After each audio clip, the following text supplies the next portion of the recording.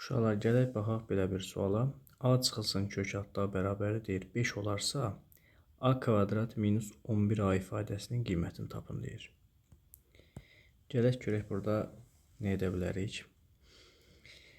Bu mənfi kök altdanı digər tərəf atsam nə olar? Yəni a çıxılsın kök altda bərabərdir 5-ə. A-nı saxladım yerində. Bu 5 ilə kök altda mənfi kök altdanın yerini dəyişsəm, a çıx 5 bərabərdir kök altda a. Və hər tərəfi kvadrata yüksəltsəm, a çıx 5-in kvadratı bərabərdir kök altda a-nın kvadratı. Bizə nə verəcək bu? A kvadrat çıxılsın 10a üstə gəlsin 25 bərabərdir. Bunu da kvadratı bizə a verir. Aha, indi burada nə edə bilərik? A kvadrat çıxılsın 10a. Bu a-nı da digər tərəfə gətirirəm, çıxılsın a. 25-i atıram digər tərəfə. Bərabərdir mənfi 25. Demək olar ki, cavabımız çıxır.